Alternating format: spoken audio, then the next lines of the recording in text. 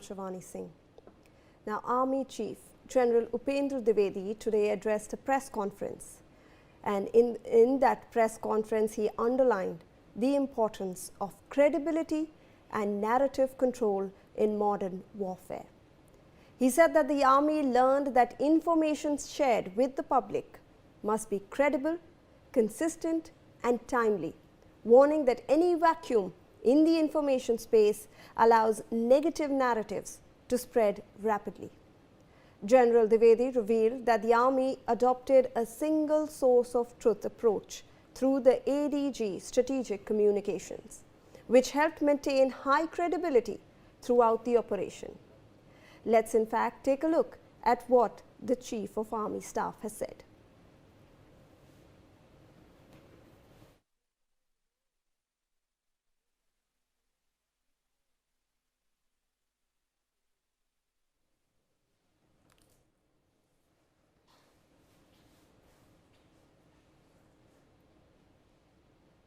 All right, in fact, we'll try to get that audio for our viewers, but before that, let me introduce our panelists who are joining us. Major General A.K. Shivaj, former Chief of Territorial Army and Senior Defence Expert, and Major General Brajesh Kumar, former DG Military Infrastructure, Senior Defence Expert as well.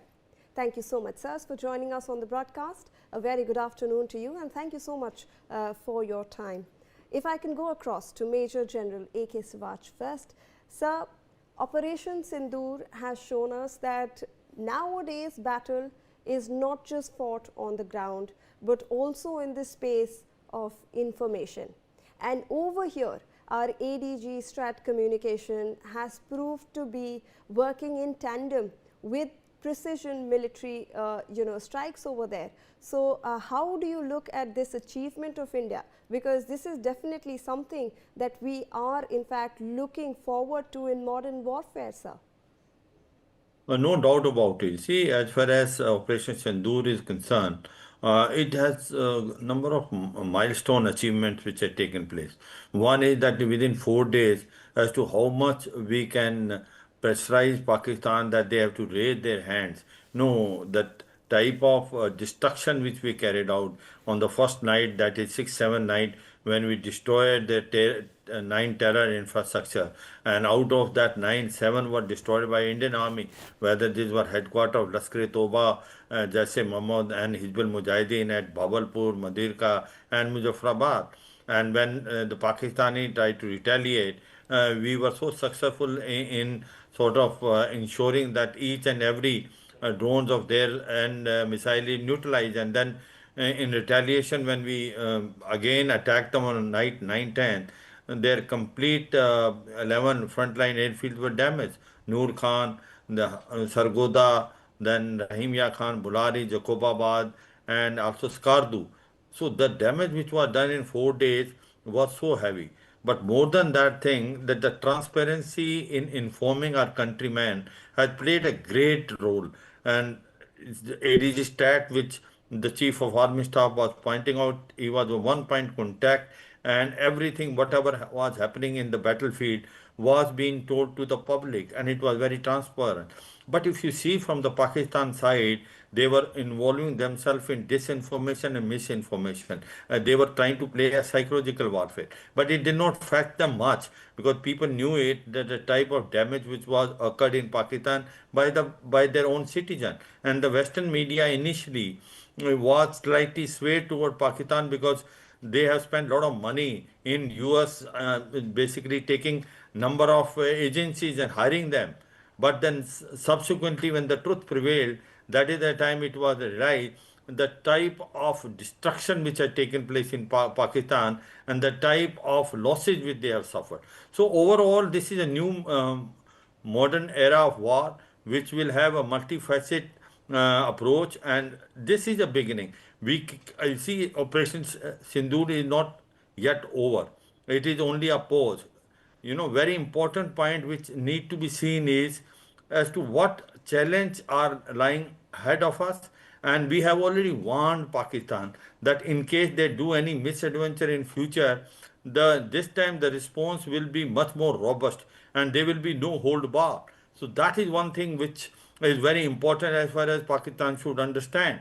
But will Pakistan stop this cross-border terrorism? I don't think that Pakistan is going to stop its policy of bleeding India with thousand cuts. That point which we have to remember. And whatever happened in these 4 days will not be repeated again. Remember that no war which was fought last time will be fought in future. The war keeps on changing. The strategy which has been adopted in Russia-Ukraine war or Israel-Hamas, Israel Iran war or Azerbaijan Armenia war, these are the lessons which we have learned, but we have to sort of that make them applicable in our environment and then be prepared for the war. To me, it looks like that the chief of army staff he has pointed out three, four things very clearly. One is that Operation Sindoor was a great success. Second thing is that the border between India and China, that is stable, but still it is sensitive. We have to be very, very careful. Disengagement has taken place. De-induction has still not taken place on our northern border. And in Saksham Valley, he pointed out himself that Saksham Valley is being gifted by Pakistan to China in 1963, which was illegally occupied by Pakistan and given to China. It is an India part, and any infrastructure build up there, we are going to oppose that. The another issue which he talked about in Jammu and Kashmir, the situation is fast returning to normal, and very importantly, he brought out that the local, youth joining terrorism is hardly anyone. In 2025, it was only 2 youth. So radicalization has stopped almost completely, and the terrorists which are there in Valley Flow are not more than 20 to 30. The leadership of Lashkar-e-Toba, Jaise Mohammed and Hizbul Mujahideen has almost completely wiped off. But that is also there that they still have a 8 launch pad and training area still functioning, 6 in front of LOC and 2 in front of IB.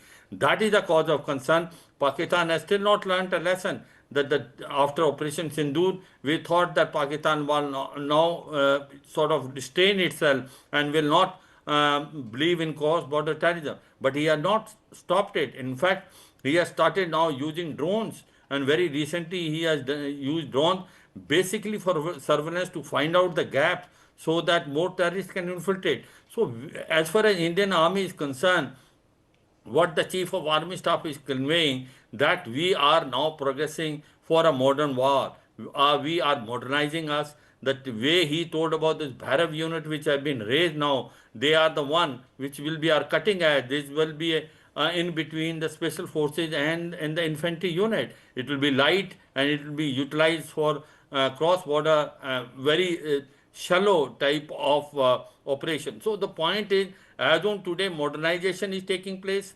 That is very important thing is that the ATAGS has come. Then you are trying to make Jorawar light tank. Then also the way you are making anti-tank weapons within DRDO. Then RT guns have been upgraded. T-90 tanks are being upgraded. So overall, he's trying to convey that Indian Army is preparing for the future war, and we are very well prepared. And as far as the transparency is concerned, Indian Army tells to its own citizen each and everything. They make it very transparent. Whereas your adversary, which believe in disinformation, misinformation, psychological warfare, it does not stay for too long. The truth prevails, and the truth is that within 4 days, the Pakistan Army came on their knees, and on the 4th day, the DGMO Pakistan begged to the DGMO India that they want a ceasefire. Absolutely, sir. You are absolutely correct in pointing out that the adversary is using all kinds of tactics, from constitutional amendments to high-level promotions, just to manufacture this kind of victory for its domestic audience. But obviously, when you have cold, hard facts in front of you, nobody can refute that. If I can go across to Major General Brajesh Kumar on this. General, we have seen that even our CDS, General Anil Chauhan, had stated earlier that 15% of the entire Operation Sindoor that was conducted last year had concentrated on countering disinformation and false narratives. And we are talking about this ADG Stratcom, The role is very simple. It real-time narrative control. That's what India wants in such kinds of wars, sir. Shivani, the warfare is increasingly becoming very, very complex. And what we heard from the Chief Army Staff, it was some kind of a samiksha as we go into the Army day after. 15th January is the Army Day. So before that, he takes a stock of situations, briefs the press, and meets the veterans tomorrow. Now, with that background, yes, Operation Sindhu was a job well done. But Sindhu continues. So, what we have today is the army or the armed forces fighting in a VUCA environment, volatile, uncertain, complex, and asymmetric. There are no templates. Normal tendency is to go to war. The generals, they say, prepare the army for the wars based on previous wars, and when you go to a new war, the situation is totally different. And what we saw in the global environment today, be it the Russia-Ukraine war, which carries on to 4 years now, and later, Israel in the Middle East, and then Iran per se. So our issue today is definitely armed forces are on the great way to modernization. It has distinctively 4 pillars, and all of them are highly gestation period-wise. They are very long, they are very capital intensive. First, the reforms in manpower. We started that with the Agniveer couple of years back. Atmanirbhar Bharat is a big thing, whether it is Army, Navy, Air Force, which has munition systems, armaments, equipment, clothing, transport vehicles, and what have you. We've gone into a big gear right now. Third, which is much more important, is the infrastructure. Especially against the northern border, there has been a key thrust on it. Whether we talk of roads, tunnels, railway lines, and various kinds of a depot to house troops, ammunition, guns, and what have you. And the fourth, the most important, is the doctrinal, which keeps on changing, both the technology and what have you. So we're looking at multi-domain specialist armed forces, which is capable of managing itself. And a few acronyms which is very nicely termed, one by the Prime Minister, which was mentioned by the Chief today. Jai, he calls it. That means jointness in operation. Jointness not only within the army, but Army, Navy, Air Force, and whole gamut of people who joined the operation. The next was Atmanirbhar Bharat. Our strategic autonomy, our capability to fight, our will to fight can only be sustained when we are prepared fully. We manufacture all our equipment, all our guns, all our munition systems. What we have seen in the Ukraine war, Russia fell short of artillery guns. It had to hurriedly get it from their friend like North Korea. Or even Pakistan had probably sold them some kind of artillery weapon. So the Atmanirbhar Bharat has a huge importance for us to be able to fight and sustain warfare. So, but when we are specifically talking about the ADG Stratcom, Pakistan had around 2,000 bot accounts on social media. 1,400 URLs were in fact stopped by the Indian government to make sure that fake narratives, fake information is not spread. Pakistan was busy telling there are some jets that were down, there was somebody they captured. So that plays a very important role, sir, even in maintaining the morale of the army. Absolutely. See, the war now today is kinetic, contact from one extreme to non-kinetic and non-contact. With our Western neighbor, when we are concerned with a Western neighbor, it's been an operation of a hybrid variety. That is mostly non-contact but asymmetric warfare. And therefore, information becomes a key role to play. So information, disinformation, misinformation.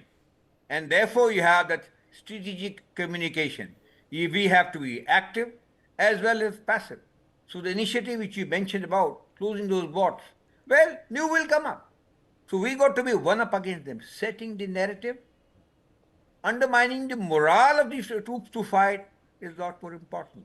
Well, the army or the armed forces do fight with the weapons, do fight with equipment, but there's a very strong thing called morale or the will to fight. Right. That I'm is given sorry by to the interrupt you, sir, but unfortunately, that's all the time that we have to discuss this topic. I thank General Sivach and General Kumar for joining us on the broadcast.